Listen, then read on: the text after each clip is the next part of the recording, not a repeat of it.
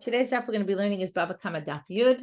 Today's daf is this week's learning is dedicated by Phyllis and Yossi Hecht with Hakarat Tov LaHashem, finishing Masechet Kiddushin, and for having our first grandchild, Liam Yisrael. Born in these days of much needed tefillot, Liam Yisrael should continue to bring light and have the zchut to be a guardian for Am Yisrael as he continues to grow l'chupat l'torah l'masim tovim. This is the sustenance of Am Yisrael be'Eretz Yisrael. Ad mea v'yaslim shana. May we be zocha to the Gula in his days and continue to hear only besorot tovot. And today's learning is sponsored for Refuah Shlema for Shlomo Gabriel ben Esther and David Yosef ben Esther. Okay, we're going to get started with our braita at the bottom. We have quite a long daf today, and there's a study guide which again will help with the organization of the daf. So the braita had started out. Maybe we won't read all the details, but you can also see it charted out. We discussed it yesterday already, which is what are the differences between shiur and bor? Where does shiur have stringencies? We said, I'll just review them outside, that you have to pay kofer, this ransom payment. If your shiur killed a person, then you have to pay your value in a ransom payment, because really you should die. You have to pay 30 shkalim if the shiur killed an Eved Knani, a Canaanite slave, which again, this doesn't exist. If an Eved Knani fell into a bor, you wouldn't have to pay this 30 shekel payment. Nigmar, once the animal gets convicted, so you can't benefit from it at all. That's not true for the bor. Okay, there's no isur to benefit from the bor. Once it killed somebody, it's not like it's about to be killed and therefore it has no value to it. And a shiur moves and a bor doesn't. The bor, what's the stringencies? From the moment you created it, it already could damage. And as opposed to a shiur where, we said for Karen anyway, we don't expect that the animal is going to gore someone until we see the animal does it a few times and they become a shiur mu'at. Okay, those were the differences. Now, the way I charted out on the sheet was a little different than the way the braita charts it out, because the braita says shiur to bor, bor to shiur. Then it goes shiur to eish to shiur. And there's obviously a lot of similarities in the differences between shiur and shiur and bor. So I charted them together, okay, as shiur as it compares to eish and shiur as it compares to a pit. So chomer b'shor mi b'eish, starting at the top of our daf now. Chomer b'eish mi b'shor, right? Each has, if you compare, right? We compared shiur to bor, now we're comparing shiur to eish. Chomer b'shor mi b'eish. Now there's stringencies to each side. What's the stringency of shiur as opposed to fire? Sha'ashor mishalem kofer, again, we have the same kofer payment. Chayav b'shloshim shel eved, that's again a unique law by shiur. Nigmar dino asor bahana, again, you're not going to say the fire you can't benefit from, right? That's not, you could theoretically say, oh, there's this fire, don't cook your food in it. But anyway, that's not exactly about to happen if this is one of those spreading fires. But in any case, there is no din, it's not like once they convict you, okay, well, you can't go back and use that fire. The fire doesn't exist anymore once you're convicted. This was the first halach in our Mishna, which was, we discussed, right? The Mishna had said this line, we weren't sure what it was. We brought a braita that explained, it's talking about a shiur or bor that you gave to someone who's not really allowed, not capable of watching properly. You gave it to them to watch and then they damaged, well, you're responsible. But remember, that was only shiur and bor. But if it was a fire you gave to them, you wouldn't be. And then we had a whole discussion, what kind of case are we talking about? And we explained that yesterday. So now that's going to obviously be the differences both between shiur and eish, because fire in that case, you wouldn't be liable, right? And that's because we said, remember, it might be like a torch and the kid held the torch and moved it somewhere. Otherwise, if it was something else, like their shiur or bor that you should have watched and they don't know how to watch it, well, then you're going to be chayav. Masha'en came be'esh, right? So again, that's difference between shiur to fire. And in a minute, we'll see that's also a difference between bor and fire. Chomer be'esh mi b'shul, sha'esh mu'edet mitchilata. So fire is dangerous from the start. Masha'en came b'shur. Again, a shiur, you expect there's a fire, the wind will blow it and it will cause damage. But a shiur, we don't expect it. Again, Karen anyway, right? Regal and Shane, yes, but we're talking about Karen when the shiur goes and gores. Chomer be'esh mi b'bor, v'chomer b'bor mi be'esh. So we did shiur and bor. We did shiur and eish. Now we're left with eish and bor. Chomer b'bor mi be'esh etchilat asiyato lenezek.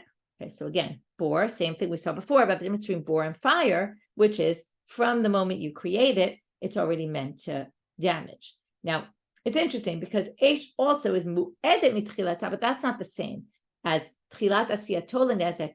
You can have a fire, which it is something that's dangerous, but it doesn't mean from the moment you created it, right? There's a way you can light a candle, and it's not exactly dangerous from the very first moment.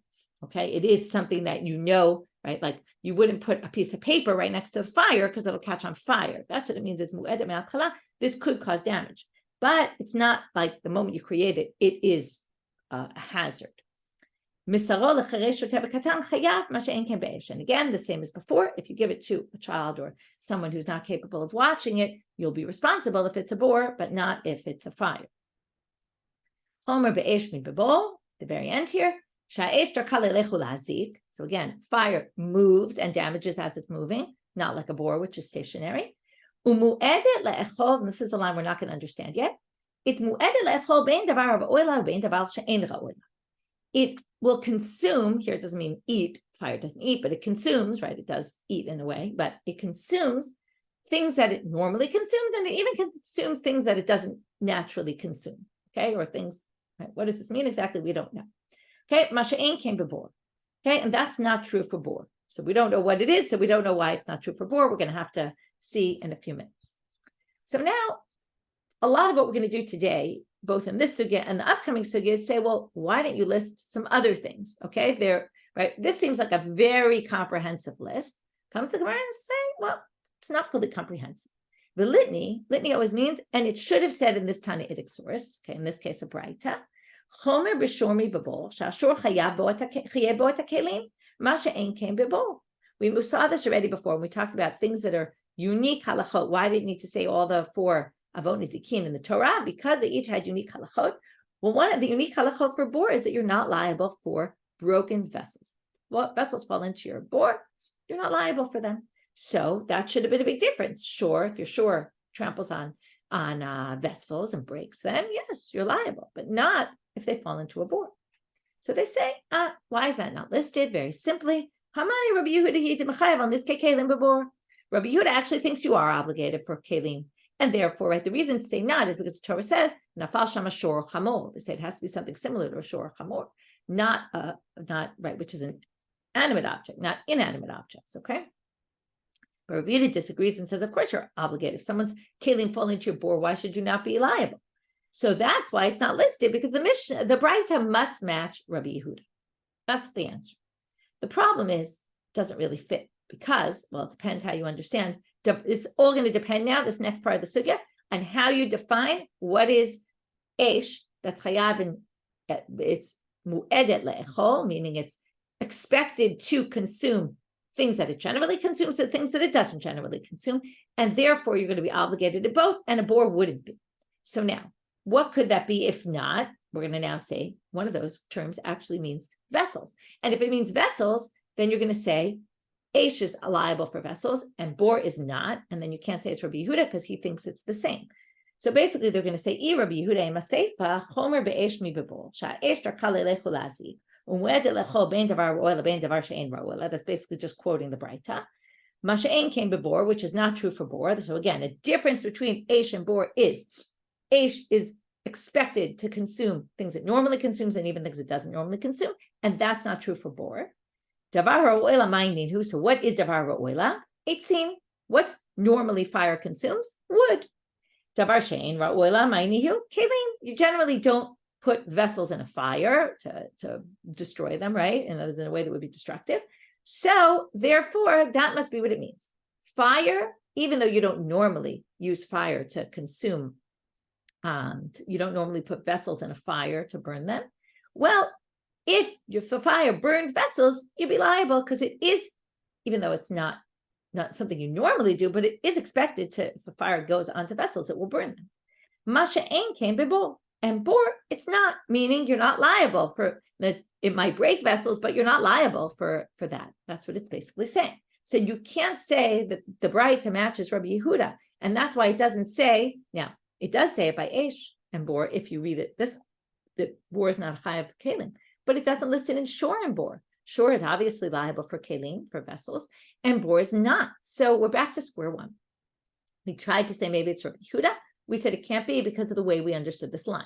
Eventually, we're going to come back and explain the line some other way and say davar ro'ela, davar she'ein ro'ela isn't vessels, and then you can explain according to Rabbi Yehuda.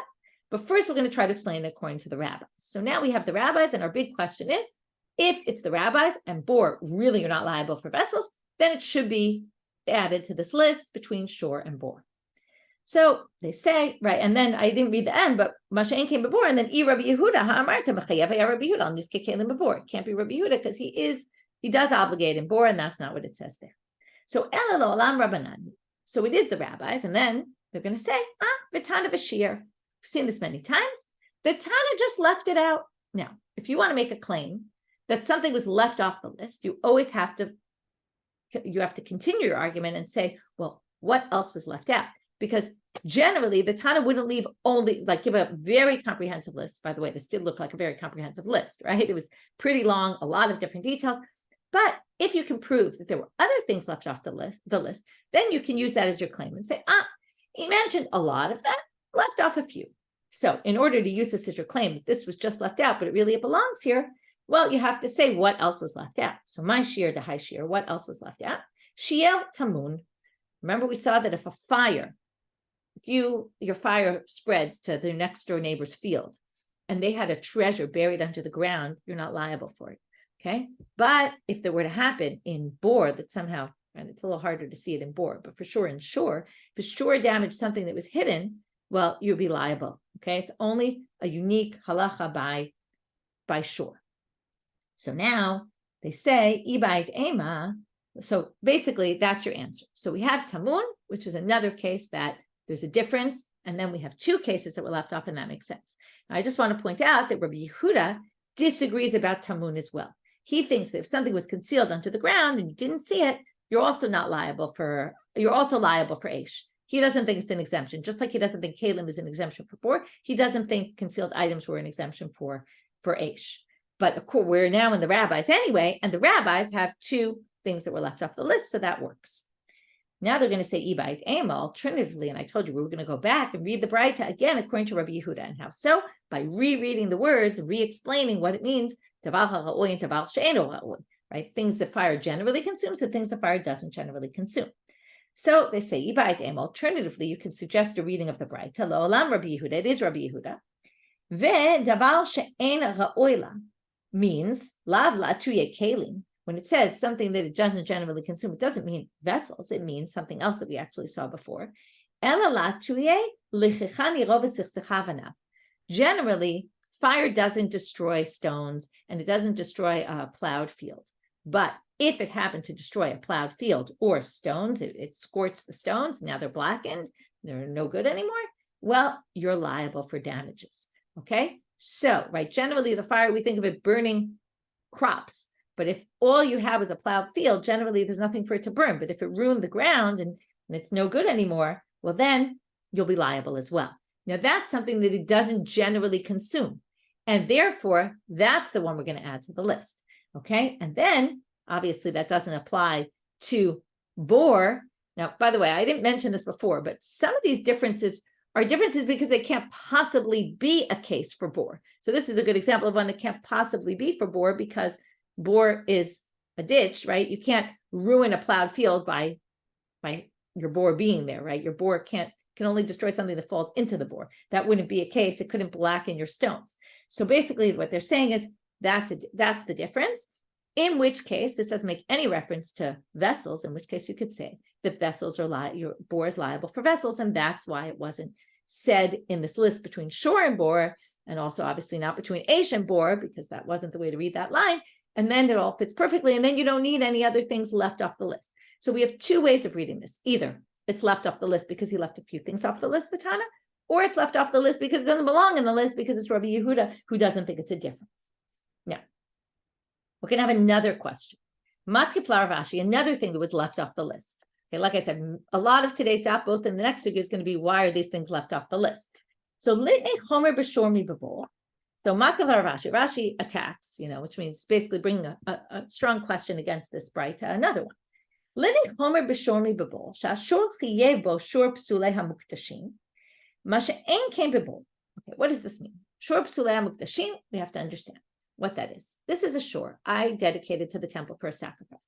Once I dedicated to the temple, remember we said there's no damages anymore, right? Because it's not mine anymore. It's the temple's.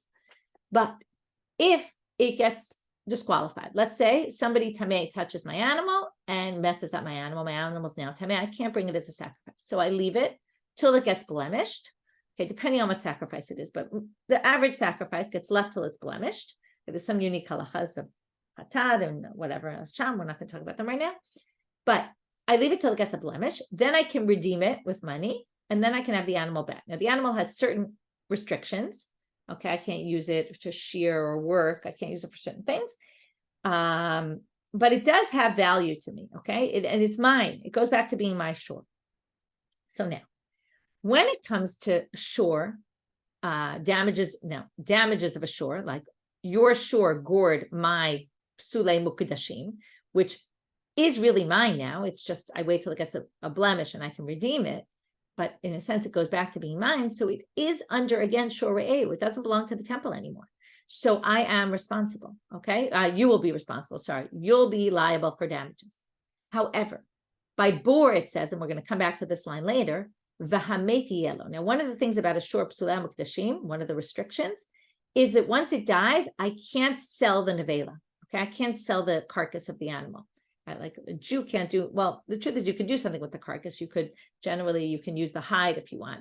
The meat you can't eat because it's not kosher, but you could sell it to a non-Jew who can, there's value to it.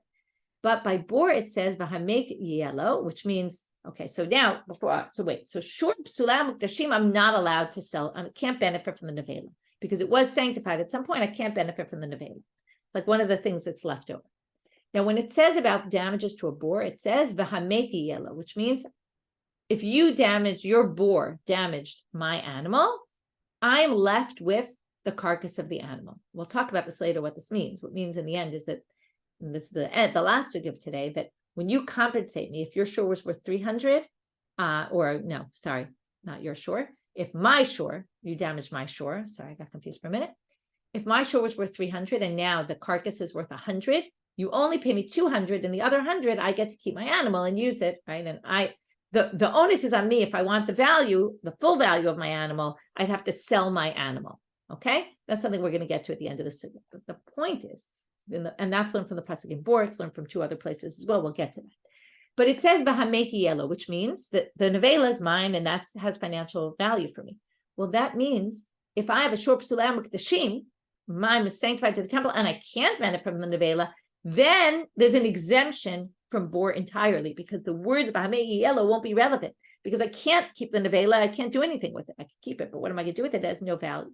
So laws of bor don't apply to a shiur psulei mukdashim.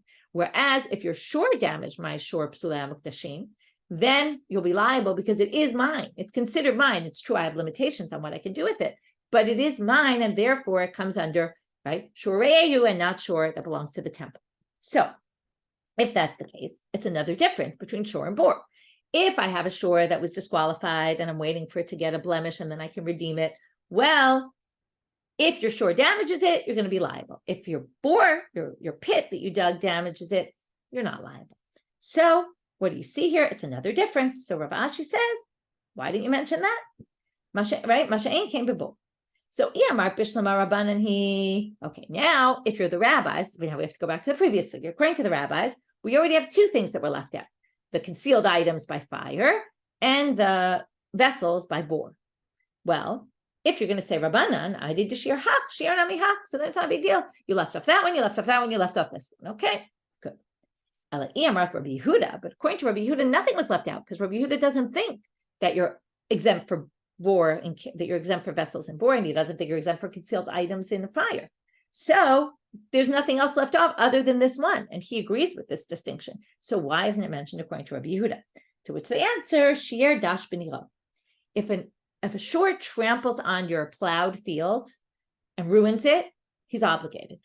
But again, Mashain came b'bor. A bor can't trample because it's a bor, right? It's an inanimate object, can't trample your plowed field. So that would be a difference. To which the Gemara says, what are you talking about? You can't say that that's one that they left off the list, and then we have two to leave off the list. And we're going to really end with a question here on explaining this according to Rabbi Yehuda, because then there's really only one off the list. Because that's actually not something that's left off the list. Why not? Well, it already said they said a shiur and eish, right? They move and damage. And therefore, dash b'niro for sure is just part of the fact that the shiur moves and damages. and bore does not move and damage, and therefore it can't damage in that way. So it's already included in that, and therefore it's not something that's left off the list. So to Rabbi Yehuda, we're really only left with the Shiur Psulei Hamikdashim, which is going to be a difference between Shiur and bore, and yet it's not listed. So it's a little hard to explain the braita in the end, according to Rabbi Yehuda. That's going to be in the end a question on Rabbi Yehuda. Reading the braita according to Rabbi Yehuda. According to the rabbis, we have three, again, to review. We have three cases left off the list. I'm not going to review them because I already read them a few times, but we're going to end up with three cases left off the list, and then that makes sense. So, okay, it wasn't a totally comprehensive list. Moving on to the next case. The next case in the Mishnah, this was all to explain the first line. We started with that, and then we got off on this tangent because we were talking about really how we get to this braita, by the way, because the previous sugya, the way we finally understood it was that there's a difference between shiur and bore. You're going to be liable for this kind of thing, giving it to a and not fire. And that was one of the differences, and that's why we brought this big braita with all these differences.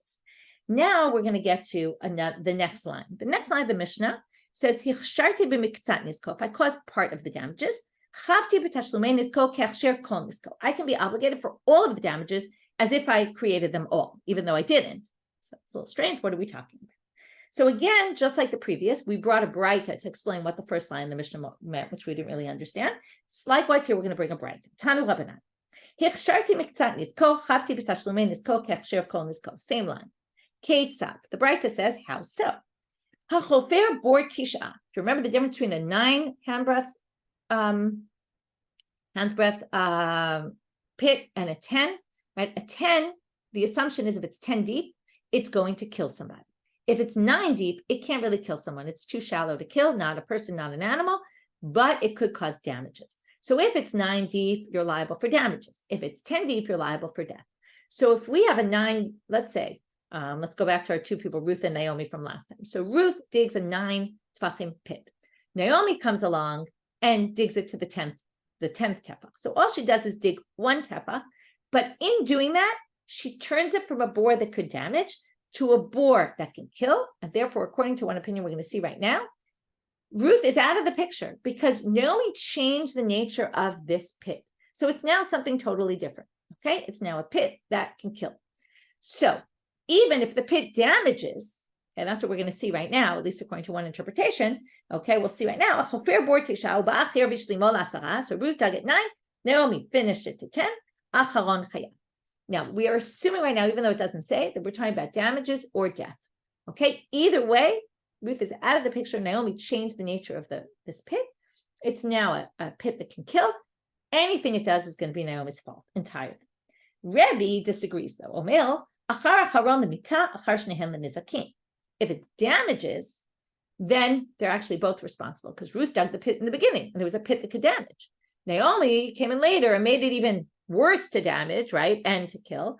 But when it comes to damages, they're both equally responsible. If it was death, obviously Ruth is not responsible because she only dug 9 and it wasn't capable of killing. Again, that's how the rabbis assess. That wasn't capable of killing, right? Whether someone could die there or not, that's a separate story. We'll talk about that later, but theoretically, not today. But, we assume there's an assumption that a 9 deep pit couldn't kill, and therefore only Naomi is responsible. So now we're going to say, according to this, I think, did I skip a word? Maybe, I don't know, maybe I said this, maybe I didn't, but udelo ki Rebbi, if I skip this, I'm sorry. The Gemara introduces this braita about the machloket Rebbi and the rabbis about this to say that our Mishnah doesn't follow, our braita, assuming that this is the case in our Mishnah, the braita that just explained the case in the Mishnah as saying that Naomi is fully responsible, which we assume meant fully responsible for damages and for death, is obviously not like Rebbi, because Rebbi says when it comes to damages, they're both equally responsible. So if I skip those words, I'm sorry, but this was introduced by udelo ki Rebbi. This is not like Rebbi, as it says in a braita, and then we just quoted this braita with the machloket Rebbi and the rabbis about it. So now, Rav Papa disagrees and says, well, no, you misunderstood. Limita v'divrako. This braita that said the case in our Mishnah is talking specifically about if the animal or the person died. Okay, let's just go with the animal. If an animal dies in this pit, because that's the Torah talking about bore as an animal, if the animal dies in the pit, then Naomi is responsible exclusively. But it wasn't talking about damages. If it was damages, they'd have to split it, like Rebbi said. So basically, the Gemara suggested or said at the beginning this Mishnah, this braita, explaining our Mishnah, that's the case in our Mishnah, but the first braita we saw is not like Rebbi, because it seems to say also for damages, Naomi is fully responsible. And this other braita showed us that Rebbi disagrees with that.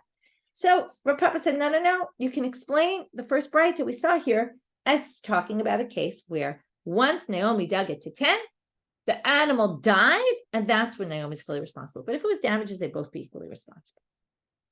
I'm right. Some people say the sugya went a little differently, although it's really one and the same. There's just a minor difference. Well, maybe it's more than a minor difference. But in the first reading, we have someone like anonymously stating that the anonymous Gemara stating that the braita follows the rabbis and not Rebbi.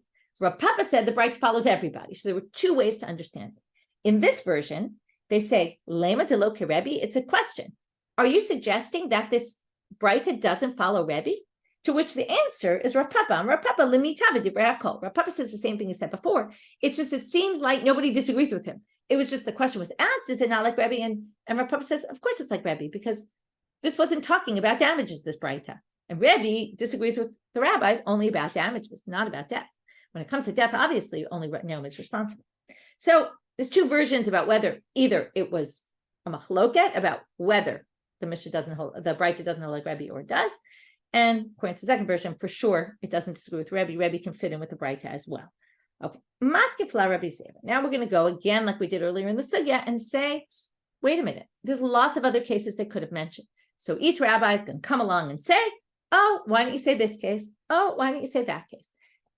When we introduce the cases, it's not going to be exactly clear what exactly the case is. And then the Gemara is going to say, well, what's the case? And then they're going to say, if it's this, well, then it's obvious. You don't need to tell you this. And if it's not this, well, then he's not even the only one responsible. So, okay, and we're going to get into very interesting cases. It is fascinating in terms of conceptually about two people being responsible for something, but one maybe is a little more responsible than the other, right? And how do you divide up, right? Well, while we understand that people are responsible for their actions, there's always the counter, which is, well, you're not going to be responsible if someone else is more responsible, right? So in the case we saw so far, Ruth dug a pit, and it was, right, according to, for sure, the first explanation, it doesn't hold like Rebbi, she dug a pit that could cause damages. And according to some opinion here, now we're going to say, if Naomi dug it deeper, well, now Naomi becomes the owner of this pit, and as if Ruth is, what she did was irrelevant, but that's not exactly fair, right? And that's what Rebbi says, right? If it was damages, well, she should be equally responsible. But this is the debate here, like who's responsible and what's what. So we get to a very famous case, which is the last case we're going to quote.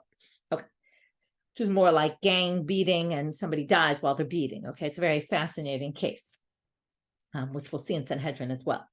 Are there no other cases? You gave your ox to 5 different people to watch. One of them was negligent, and the animal gets damaged. Okay, because that one negligent person wasn't watching it properly. So that person is responsible exclusively. That should have been mentioned. But we don't really understand the case. What does it mean? One of them wasn't watching properly, and then the animal gets damaged. What could this be? Now, if it's an ox, let's say, that was a very strong ox, and you need 5 people to restrain it. And then, oh, sorry, I said it wrong. You're right. The animal, sorry, thank you for correcting me. Now I realize what you're writing. The animal, okay, I was watching your shiur, me and 5 other people, and then the animal we didn't do a good job protecting, and the animal caused damage. He ran out and gored somebody, okay, or trampled on someone's fields, or whatever it might be. So now we're going to say only the person who didn't watch the shiur properly is responsible. Okay, now, again, it's your shiur, but let's say I was one of the 5 shomrim, and I'm the one who didn't watch it properly. So I have to pay the damage because it was my fault that the shiur damaged. So now the question is, what was the case exactly? What does it mean 5 people watching shiur? If it was such a strong, heavy shiur and dangerous shiur that it took 5 people to restrain it, and basically 4 people were restraining, and I walked off and was doing my own thing and didn't do it, well then, pshita, obviously, right? So that's what it means. Belav iu lav amintar. If I were not there, the shiur couldn't be watched, then of course I'm responsible. There's nothing to even talk about. Why do you even have to mention this case? It's so clearly obvious. If we needed all 5 of us and I just went off and did my own thing, for sure I'm responsible. The shiur got out because the 4 people couldn't restrain him by themselves. The iu ka'avid, because I'm the one who caused the damage. That's why it's pshita. Now, if it could have been watched without all 5 of us. Okay, like this is classic, right? They send 5 of us to do some job, and I know that I'm not really needed, so I just do my own thing, and I'm not really needed. So even though you asked all of us to do it, but if I'm not really needed, and then something happens, I could say, well, I wasn't watching it because you didn't really need me to watch it. It happens, the shore went out and damaged, but it wasn't my fault, right? Theoretically, we're all really responsible because it wasn't something that I was any more responsible than you, and I really could have sat out because you really didn't need me. Obviously, who makes that call? That's a good question. But let's assume it's clear that we didn't really need all of us. So it wasn't really my fault then, because it really could have been watched by 4 people and 4 people were watching it. Somehow the shore got out anyway. I don't know why, but that's not my problem. Or not exclusively my issue. So that's why in the end, they say, I don't know what you were talking about, Rabbi Zera, and thinking that was the case. The Gemara says that's not a case that belongs here, either because it's so obvious, and then you don't need to even say it, or it's not true. Same thing with the next. There's a fire, and I throw in more wood to the fire. Well, again, what's the case? So the fire was already started by somebody else, but if I throw in more wood, then I'm responsible. So again, exclusively. So again, what's the case?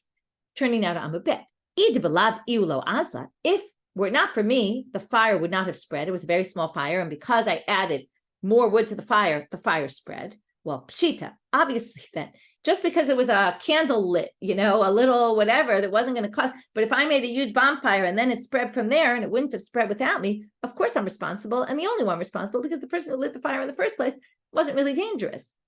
And if it would have spread anyway without my adding wood to the fire, my ka'avid, then again, what did I do? So again, that case doesn't belong here. Third option. This is going to be a little bit different because instead of just suggesting a case, Rav is going to where in the end, each of the cases we suggested, we said can't possibly be, right? There's no reason to mention that in this context, either because it's obvious or because it's not true. In this case, he's actually going to quote a braita. And then if we're going to try to say, which we are, this is obvious or not true, well, then what's the braita talking about? Okay, because the braita did mention this case. So now we're going to read a new braita. So matkifla Rav Papa. What about the case where it says in a braita? Kind of a funny case. So 5 people are sitting on a bench. And the bench doesn't break. It can handle 5 people. Comes a 6th person, sits on the bench, bench breaks. So the braita says the last person's responsible. It's kind of funny. So Rav Papa says, I'll give you an example of someone who this could happen to, right? And yes, the straw that broke the camel's back. Good point. He says Papa Bar'aba. So, right, you could think maybe this is a case where it happened with a guy named Papa Bar'aba, but Rashi says Hayab al-Basar. He was a heavy person, and because of that, when he sat down, the bench broke. Even though it wouldn't necessarily only happen with a heavy person, right? It's just a matter of, I was thinking like you go into an elevator and there's a maximum amount of pounds or kilos that you can go into that elevator, right? And if you're the one who goes above that, right, so you're responsible. So this makes sense. But again, we're going to say the same thing. If the 5 people were going to sit on that bench and would never break, and only because the 6th person came and broke it, again, pshita, what's the logic here? And it's, why are you telling us this? It's not what's the logic, sorry. Why are you telling us this? It's so super obvious. And same question we asked before. And if it was going to break even without the 6th person, and just happened that when 6th person sat on it, it broke, my ka'avid, well then it wasn't his fault, it was everybody's fault. Right? Let's say it was a flimsy bench. Well, 6 people shouldn't have sat on it, not any one of them should have sat on it. So again, we're saying that's why this doesn't appear in our braita. But the Gemara is going to say here, and I already prefaced this and said, but in the end, if, okay, you might say this wasn't mentioned, right? They mentioned only the case that they mentioned with the digging the pit, because this really isn't relevant, because either it's totally obvious or it's anyway, it would have broken from everybody and everyone's equally responsible, therefore it doesn't belong here. Well, then why did the braita tell us this? In other words, the second braita we just quoted, that Rav Papa just quoted, 5 people sat on the bench and didn't break it, and one comes and breaks it, the last one's responsible. Well, so basically there has to be a case. And then we're back to square one, which is then why didn't it mention that case in our braita? So anyway, that's the question. How are you going to explain the braita? To which they say, well, the braita could be a case of a little more detail added here. Lo tzricha de belav in as was needed for this case. De belav you have a mitvar b'treishai, v'hashta itvar b'chadash. We all know how weight works, right? You put a lot of weight on something, slowly over time, it's going to break. So if 5 people sat on this bench, they could have broken it, but it would have taken them 2 hours. And this guy broke it in 1 hour. Okay. So he came and sat on it and then it broke. It would have broken anyway. So that's why they're telling you to Amrele, they could say to him, right now, are they not responsible? Only he's responsible. Why? The 6th person? Because they could say to him, look, if it weren't for you, we would have gotten up before the 2 hours was up and it wouldn't have broken. And therefore we're not responsible and it's only you. But wait, why don't they say to him, why doesn't he say to them? Okay, so this was to say why the braita is telling you this, because the braita is saying that theoretically he could have tried to blame them because it anyway would have broken and they could claim. You don't know what would have happened. We would have gotten up in time, right? And they can claim that because he's got to prove, right? He wants to get money out of them. He can't prove that they weren't going to have gotten up after an hour before it broke. But now the Gemara says, no, he does have a claim. Velema lehu. I went to the wrong place. Sorry. Lema lehu. He could say to them, ilav atun bedidi have a mitzvah. If it weren't for you, right? This is classic. If it weren't for you, me alone, I can't break that bench. It's really only because all of us together. So why really is he the only one responsible? Because the truth is, it's the weight of all 6 of them. To which they answer, Lo tzricha de bahadi de samach b'utav. Now they're going to say, what was the chidush here? It wasn't that he sat, okay, we're not having a bench with 5 people sitting on it and one person coming and sitting on another spot, and basically the whole thing collapsed. The case was, and then theoretically also, he could have said, look, if one of you had gotten up when I sat down, it wouldn't have broken, right? So now, the case would have to be where, number 1, he was leaning on them. We'll see in a minute why this is important. He didn't actually sit on the bench. He just leaned over the 5 people. And in doing so, he did 2 things. Number 1, he leaned, which, as we know, that adds pressure, which caused the bench to break. And number 2, he leaned over in such a way that he prevented anyone from getting up. And that made this last person responsible, because in doing what he did, he prevented anyone from getting up. So that made only him responsible. If he sat down and they could have gotten up to prevent it from breaking, then theoretically they're all responsible for not getting up. But in this case, they couldn't have. And that's why it becomes his responsibility. To which, again, the Gemara says, pshita, but this is obvious. To which they say, well, not exactly. And this is why the leaning comes into play. Mao detema kocho lav kegufo dami. By him pushing on them and them pushing on the bench, right? Basically, he pushes on them, he leans on them. That causes them to sit harder on the bench. That causes it to break. Theoretically, you could say that's not him. That's not his body. If he sat on the bench and it broke, that would be his body. That would be a man damaging or a person damaging. But if this person leans, that's only what we call kocho, because his leaning caused them to lean more, caused the bench to break. That's called kocho. Now, we already learned about kocho. Kocho is, for example, the classic example, I shoot an arrow. Now, the arrow goes in and hits something. Now, it's not me, it's the arrow. On the other hand, it's my energy that, my action that caused the arrow to shoot. So, of course, I'm responsible for kocho. Now, you might have thought maybe if something comes from my koch, but kind of indirect at this point, because it wasn't me, it was the arrow. It wasn't me, it was the people sitting under me who pushed even harder, but it was because of me. So, kamash malan de kocho kigufo dami. What they're teaching you is that kocho, something that comes from your strength, like his pushing on them, is like your body. And to kol hecha de gufo tavar kocho nami tavar. If your body could have broken it, then also your koch broke it. And basically, we're going to say that's the case where the braita was talking about. Only if, again, it would have broken anyway with all of them in a longer period of time. But what caused it to break now? Because he pushed his weight on all of them and he prevented any one of them from getting up. And therefore, we're going to say that's the issue. And that's why it wasn't so obvious, because it was kocho, it wasn't his body itself, because he wasn't sitting on the bench, he was leaning on them, which caused the bench to break. Okay, that was a long-winded way to get to what that braita was exactly talking about. And then maybe you could say that's why our braita didn't mention it, because it's a very, detail-oriented, unique case, only in very particular unique situations. Vitulek. Now here we come to the very famous case, the gang killing. V'ha'ika haditanya. What about this case in a braita? Again, a braita quoted. Hikuhu asara b'nei adam be'eser maklot.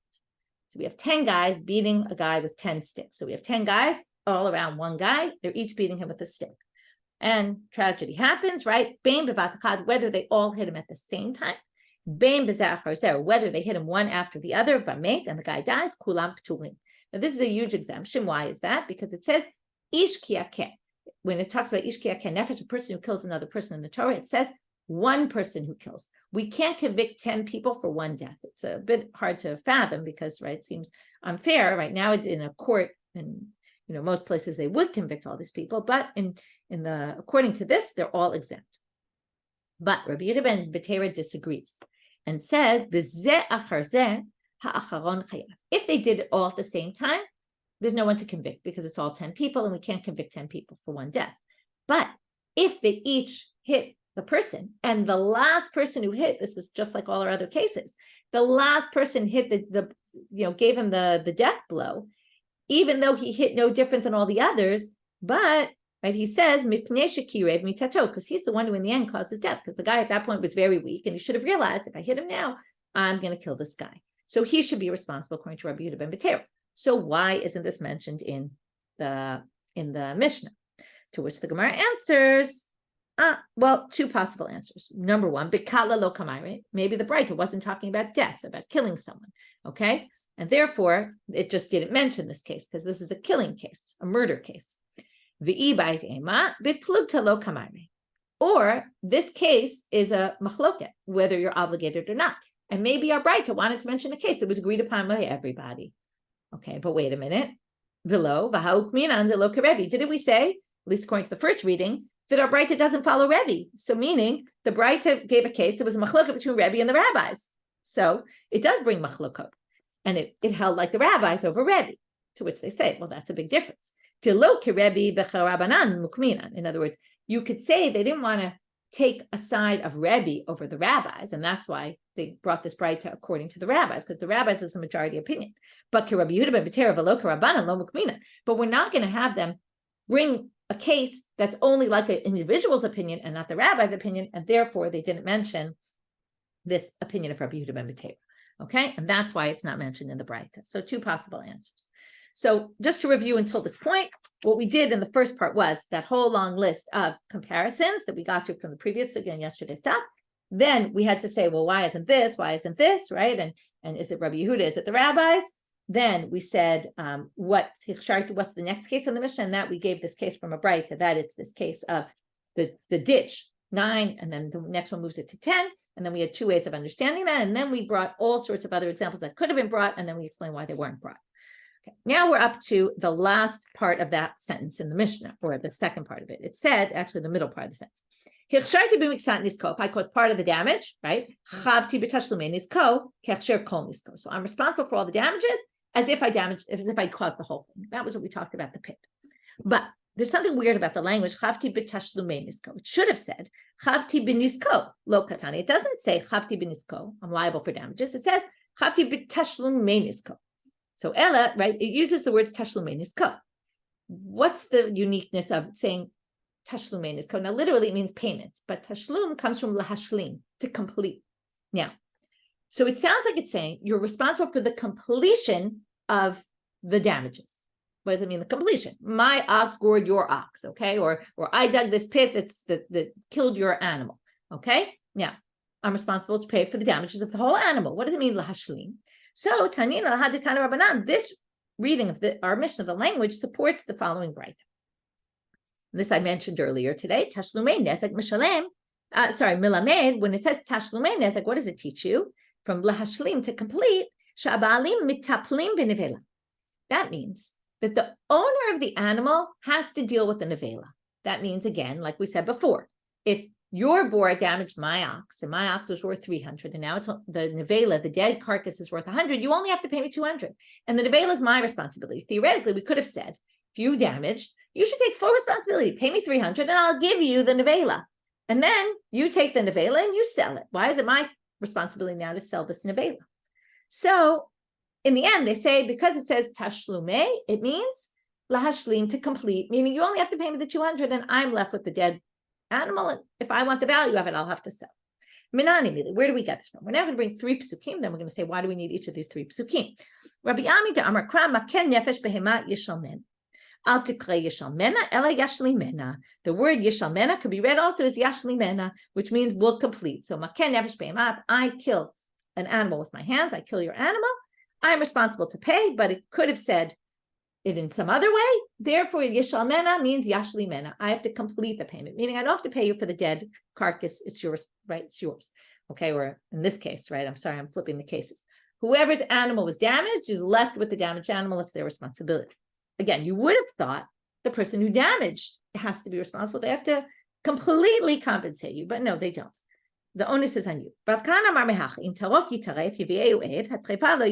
very hard to understand the simple reading, but it's talking about I'm watching your shore, and what happens? An animal comes along and kills your animal, and I'm responsible. Now it says, what exactly what's the drasha on this?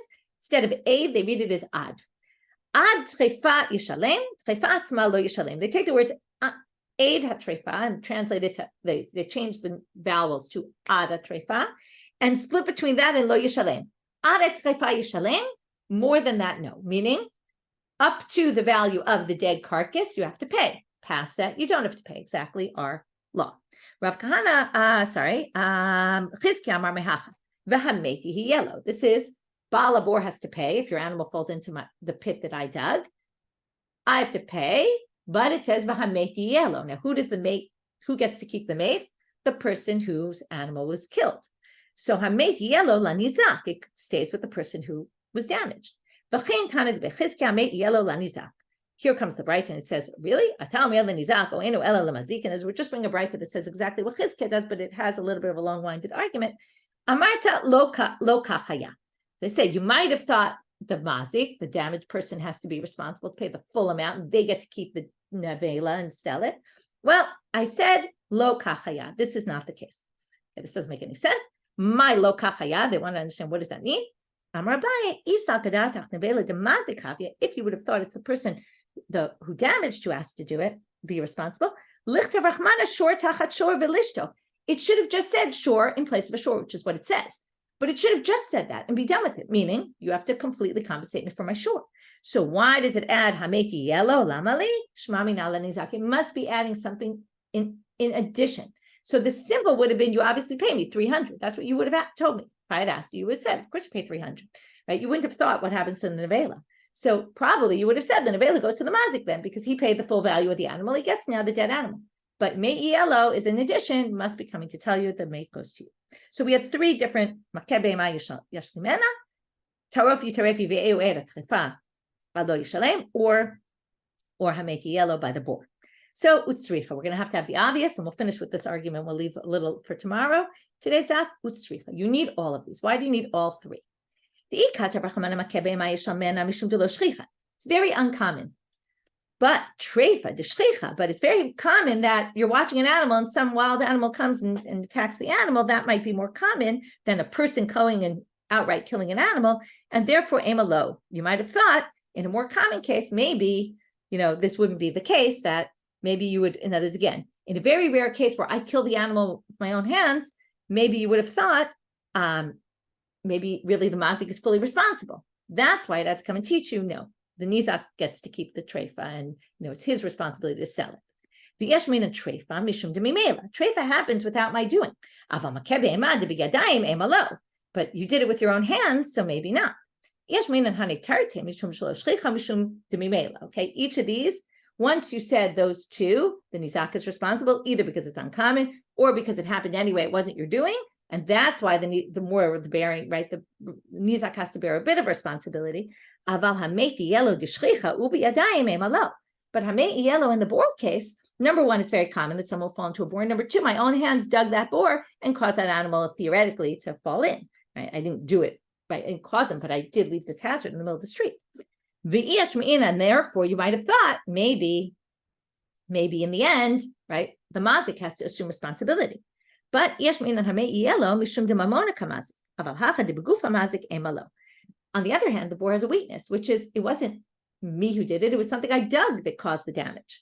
But begufa mazik, right? The other two cases are, well, one is I wasn't a good shomer and the animal got attacked, and the other was I actually did it with my own hands. So you would have thought maybe there the mazik is more responsible, and therefore it's shricha. So in the end, you need all three cases. And the next question of the Gemara is going to be, why do you need any cases? Wouldn't this be obvious in any case? So we'll get to that in tomorrow's daf. We'll end here for today. Wishing everybody a good day and a good week. And better news.